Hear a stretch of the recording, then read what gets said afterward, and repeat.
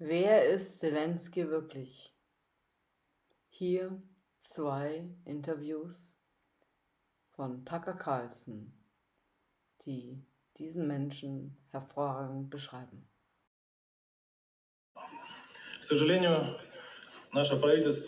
Unfortunately, our government, led by Zelensky, has opened up a campaign of persecution and depression against the Ukrainian Orthodox Church, the largest church in Ukraine, the largest denomination of Christians in Ukraine.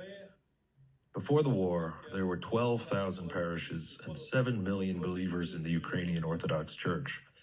And despite the fact that it's the largest denomination and that 95 to 97% voted for Zelensky as the president of peace, he is doing this to our church. He's persecuting and oppressing our church.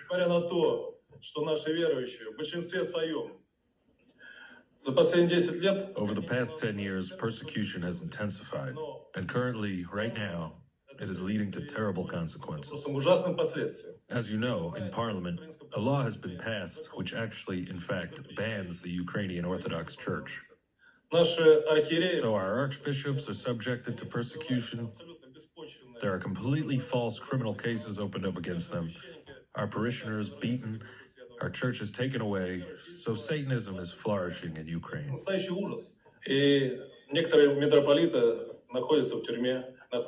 some metropolitans are in prison, some are under house arrest.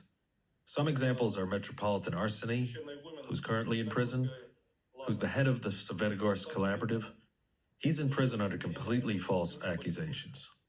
Metropolitan Fedosi, Metropolitan Luca, Metropolitan Anthony, they're all under house arrest. Another big example is Metropolitan Longinus, who actually has an orphanage in his church, which has more than 600 disabled children. He's a man of love, and he's still being persecuted, all for being faithful to the Ukrainian Orthodox Church. Wildly unpopular. There are press gangs to take people to the front. People are without hope, and the casualties are enormous, and the corruption is enormous. And imagine sending your child to the front knowing all of this. As you know, I represent the Ukrainian Orthodox Church, so our parishioners go to the front while their churches are being stolen back home, while parishioners, elderly parishioners and priests are being beaten. And you know what I've always said to people who Zelensky is, you know, all his numbers are complete fabrications. If he was popular, if he was trusted, he wouldn't have destroyed the press. He wouldn't be jailing and labeling with treason charges political opponents. And there would have been some control on the corruption. I mean, the courts are impossible. It's a police state. The SBU, the secret police, run and intimidate everyone and everything. And yet the Western press has blockaded this story. The dishonesty of some of the people that are reporting from Ukraine is astounding. I've never seen anything like it. I've been involved with cases involving wars and disputes, but the absolute lying and the games that our papers are playing. The Wall Street Journal, for instance, barely has an op-ed that doesn't laud Zelensky. You never get reality about what's actually going on in the presidential administration. You get no coverage. You know, there's a law, 3894, to destroy the Ukrainian Orthodox Church. No law has been passed like this in Europe since World War II against the Jews. There's no coverage.